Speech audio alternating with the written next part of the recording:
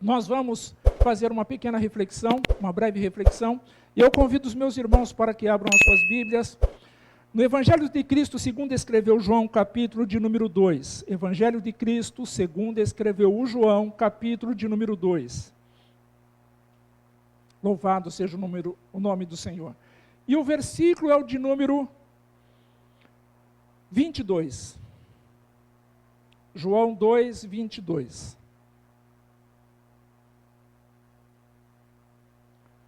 Lemos assim a palavra do Senhor. João 2, 22. Quando, pois, ressuscitou dos mortos, os seus discípulos lembraram-se que lhes dissera isso, e creram na Escritura e na palavra que Jesus tinha dito. Amém?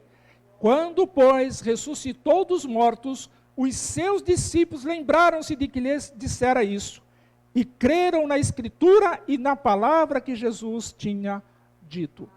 Queridos, essa passagem ela se dá por conta do quê? Jesus, ele entra no templo, ele vai até o templo, e a epígrafe do capítulo de número 2 diz que Jesus purifica a purificação do templo. Jesus encontra dentro do templo pessoas, os salteadores, pessoas vendendo e fazendo assim, da casa do Senhor uma casa de comércio. E Jesus fica indignado com aquilo. Jesus, naquele momento, ele pega aquele azogue e sai, irmãos, chicoteando, virando mesas, porque o lugar, aquele lugar, a casa do Senhor, a casa de oração, não era para ser feito aquilo. Então Jesus, ele trata desse assunto da purificação do templo e faz isso de forma muito enérgica. E às vezes, queridos, alguns irmãos, ou até mesmo Moisés, eu que vos falo, trato de forma enérgica alguns irmãos e acham ruim. Não gostam. Mas observe o que Jesus fez. E se nós formos ler no Salmo 69, verso 9, nós vamos ver que o salmista diz que o zelo pela tua casa me devora. O zelo pela casa do Senhor incomodava o Davi. E observem, queridos, que quando Jesus trata desse assunto, tratando desse assunto, ele purifica o templo e o que acontece? Tinha a liderança judaica, os líderes judeus e os seus discípulos. Mas observem que foi a liderança judaica que pergunta para Jesus, quando acontecerão essas coisas? Com que autoridade você está fazendo isso? Por que você está virando as mesas? Tratando Jesus como uma pessoa comum, como uma pessoa qualquer. E eles dizem, com que autoridade você faz isso? Bom, se você faz isso, você tem que fazer algum milagre, para dizer que você tem autoridade. E Jesus diz a eles, e aos discípulos, ouvem também, destruam, derrubem esse templo, destruam esse templo, e eu construirei, e eu o levantarei em 3 dias. Jesus, aqueles discípulos, os judeus ficaram indignados com aquilo. E Jesus estava dizendo do seu próprio corpo. Jesus estava falando de si mesmo. Agora observem, queridos, se nós dermos um salto lá para Mateus capítulo de número 28, versículos de 5 a 8, nós vamos ver que as mulheres, depois da morte de Jesus, aqui nós já demos um salto bem grande, mas por se tratar de uma reflexão, já temos um salto grande. Aqui Jesus já está morto, já foi crucificado, aquilo que ele havia dito, derrubem esse corpo, derrubem esse templo, em 3 dias eu reconstruirei, ele estava falando do seu próprio corpo. Ele já havia sofrido, já havia passado pelo jardim, já havia passado pelo jardim do Getsemane, já havia passado pelo outro jardim, pelo alpendre, onde ele foi chicoteado, já havia sido preso, já havia recebido a coroa de espinho, já havia recebido os açoites, já havia passado pela via dolorosa, já havia caído, já havia achado alguém que ele fosse lhe ajudar. Agora Jesus está crucificado, recebeu os cravos, os pregos nas mãos, seu corpo santo foi perfurado, e ele está naquela cruz só, e ele fica só, até o ponto dele dizer o maior brado de todos os tempos, está consumado. E quando ele diz está consumado, ele está dizendo, eu ponho um ponto final na missão que eu tinha para realizar. Agora Jesus desce daquela cruz, não, ele foi tirado daquela cruz. Eu não sei como carregar um corpo santo do meu Senhor até o sepulcro, até o túmulo emprestado. Ele não tinha o lugar para ser sepultado, aquele túmulo foi emprestado a ele. E colocaram-se uma grande pedra e soldados para vigiar, para que o seu corpo não fosse retirado. Porque a preocupação que aqueles homens tinham, que os soldados tinham, é que alguém pudesse retirar o corpo e falar que Jesus ressuscitou. Mas não foi necessário. Os discípulos se esconderam em casa. Outros discípulos tomaram seus destinos de origem, como os discípulos no caminho de Emaús. Cada um foi para a sua casa. Os discípulos atônitos, temerosos, porque se mataram Jesus, iriam matar a eles também. Eles vão para uma casa e se escondem. Jesus está lá naquele túmulo, pedra tampando a frente. Mas como ele havia dito que no terceiro dia, aleluia, ele ressuscitaria, assim se deu. Ele ressuscita no terceiro dia. E no terceiro dia ele já não está mais naquele túmulo, aleluia. Naquele túmulo já está vazio, apenas os tecidos, os panos que envolveram o seu corpo santo estavam ali. Mas as mulheres, queridos, correram até o túmulo naquela manhã de domingo para ver Jesus. Elas foram até o túmulo e quando chega naquele túmulo ele está vazio, aleluia. Porque Jesus havia ressuscitado. E nessa ressurreição, queridos, alcançou-nos. Essa ressurreição, nesta manhã de domingo, muitos estão procurando Jesus, assim como aquelas mulheres foram procurar Jesus. E permita-vos dizer, aquela liderança judaica, eles não entenderam absolutamente nada. Assim como muitos dos discípulos também não.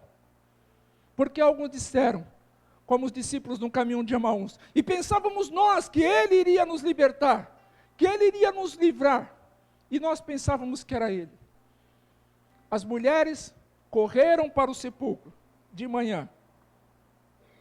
Elas foram até lá. E muitos nos dias de hoje ainda estão procurando Jesus. Ainda estão atrás de Jesus. Ainda estão buscando Jesus. Mas pasme os meus irmãos, no lugar errado. As mulheres buscaram Jesus no lugar errado. Você já se deparou com uma situação assim? Você ir num lugar e chegando lá, você vê que não é o que você não está achando o que você procurava. Você já se deparou com uma situação de você deixar a carteira num determinado lugar na sua casa e quando você vai buscar, mas eu deixei ela aqui, ela não está aqui. Lugar errado. Foi o que aconteceu.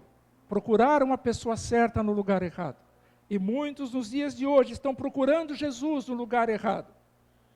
Os líderes judeus, como nós vemos no texto que foi só comentado, no versículo 2:18, diz assim que a liderança judaica disse, faça-nos um milagre para nós podermos crer que tu irás fazer isso. E muitos dos dias de hoje precisam primeiro ver o milagre para depois crer. Em João 11:40 diz Jesus, diante do túmulo de Lázaro, não te hei dito que se creres verás a glória de Deus? Então primeiro nós precisamos crer, para depois nós vermos. E se nós não vermos, continuamos a crer, porque primeiro se faz necessário crer. Aquelas mulheres correram para o túmulo, e aquele túmulo estava lá vazio. Procuraram Jesus no lugar errado, e muitos nos dias de hoje procuram Jesus no lugar errado. Para muitos, só falar não é o suficiente. Quando Jesus disse que ele iria levantar, iria retificar, iria construir o templo, de novo falando de si mesmo, para muitos falar não é o suficiente. Talvez nessa manhã, muitos estão procurando Jesus no lugar errado, muitos estão se reunindo, mas de forma errada, muitos estão reunidos, indo até a um lugar buscar Jesus, mas ele não vai estar lá, porque não é ali que ele está, para poder responder, para dizer que ele é o Senhor, que ele é o Salvador. Então, só falar às vezes não é o suficiente. Quantas mensagens já neste lugar têm sido compartilhadas e não têm sido colocadas em prática? Quantas mensagens têm sido faladas sobre oração e não temos orado? De santificarmos a nossa vida e não estamos santificando da forma que deveríamos. De nos arrependermos e não estamos nos arrependendo de forma que deveríamos nos arrepender. De pedirmos perdão e às vezes não estamos pedindo perdão da forma que deveríamos. De guardarmos a nossa língua e não guardamos. Quantas mensagens já foram entregues só nesse tempo que nós estamos aqui? Então, às vezes, só falar não é o suficiente. Precisa acontecer alguma coisa. Precisa acontecer algo na nossa vida, de bom ou de ruim, para nós entendermos que Ele falou e Ele vai cumprir. Jesus falou, vocês derrubem esse templo e eu reconstruirei em 3 dias. Não foi o suficiente. Eles não entenderam. E às vezes muitos de nós não estamos entendendo também. Porque só falar não está sendo suficiente. Mesmo ouvindo da parte de Deus a voz escrita, às vezes só falar não é o suficiente. Nós precisamos esperar que aconteça alguma coisa, ou tenha que acontecer alguma coisa, para a gente entender que é o Senhor quem está falando. Às vezes está assim, porque naqueles dias foi e continua até hoje. Observem, queridos, ainda que muitos hoje buscam a Jesus, mas no lugar errado, aonde Ele não está, existe um outro agravante. Buscar a Jesus por propósitos errados. Buscar a Jesus por motivações errôneas. Pessoas estão buscando a Jesus para resolver problemas, quando deviam buscar a Jesus para serem salvos. Pessoas estão buscando Jesus para reorganizar a sua vida financeira, para reorganizar a sua vida sentimental, a sua vida familiar, buscando Jesus por motivações erradas. Por quê, queridos? Eu tenho que buscar a Jesus para a minha vida ser transformada, para a sua vida ser transformada. Porque com a vida transformada em Jesus e por Jesus, as outras coisas, elas seguem o seu rumo, elas seguem o seu curso, e nós damos glória a Deus por tudo que acontece. Mas o que acontece, queridos, por muitas vezes, as motivações, elas são erradas. Eu quero cantar um hino com a motivação errada. Eu quero ler a Bíblia com a motivação errada. Eu quero orar com a motivação errada. Eu quero consagrar a minha vida com a motivação errada. Como fazendo coisas erradas, o Senhor irá me abençoar? Como fazendo tudo errado, o Senhor irá estender a mão para me abençoar? Eu tenho que pensar nisso. Aquelas mulheres correram até o sepulcro com a motivação: vamos dar a devida atenção ao corpo do mestre. Vamos enrolar o direito, vamos passar o perfume, tudo que tem que ser feito. A motivação era errada, o lugar errado, a motivação errada, não foi o suficiente Jesus ter falado para eles: eu vou ressuscitar, eu vou para o Pai. Não adiantou, precisou acontecer. E às vezes precisa acontecer algo na minha e na tua vida. Talvez um chacoalhão, dizendo assim, da parte do Senhor, na minha e na tua vida, para a gente entender: olha, Ele já tinha falado sobre isso.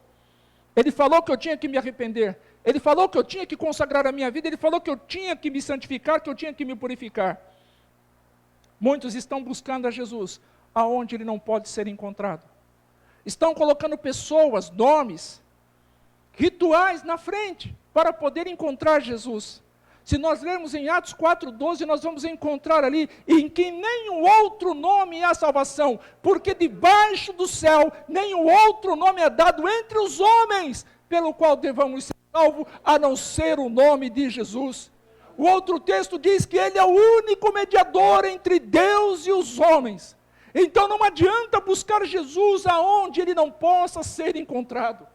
Não adianta colocar um nome, uma imagem, não adianta colocar um livro, não adianta colocar um ritual, não. O véu foi rasgado em 2 partes e foi de alto a baixo, dando a mim e a você o livre acesso. Então nós temos que buscar a Jesus aonde nós podemos encontrá-lo. A palavra do Senhor nos diz, Jesus dizendo, falando para mim e para você: onde estiverem 2 ou 3 reunidos em torno do meu nome, aí eu estou no meio deles, e Ele está aqui. O Jesus que ressuscitou há quase 2000 anos atrás, Ele está vivo, Ele reina e reina para sempre. Então eu não posso, queridos, me dar ao luxo de querer buscar a Jesus de qualquer jeito. Eu não posso me dar ao luxo de buscar a Jesus da forma que eu quero, na motivação que eu quero. Eu tenho que buscar Jesus pela motivação certa, com o propósito certo, com o sentimento certo, com a devoção certa, reconhecendo que eu, Moisés, sou pecador e preciso desse Jesus para ser o meu Salvador e o meu Senhor. Muitos querem Jesus como Senhor, como Salvador, mas quando Ele diz faça, aí pronto, aí já não mais. Então observem, querido, aquelas mulheres foram ao túmulo, foram no lugar errado, foram com a motivação errada. Elas gostariam de ter feito aquilo, mas a motivação não devia ser aquela. Então observe, não se busca Jesus de qualquer jeito. Nós precisamos olhar para o Senhor nesta manhã e reconhecê-lo, que Ele é Senhor, que Ele é Salvador. Precisamos olhar para Ele e entendermos que Ele está vivo, que Ele reina sobre a minha e sobre a tua vida. Que Deus nos dê uma continuação de culto abençoado. Que o nome dEle venha a ser glorificado.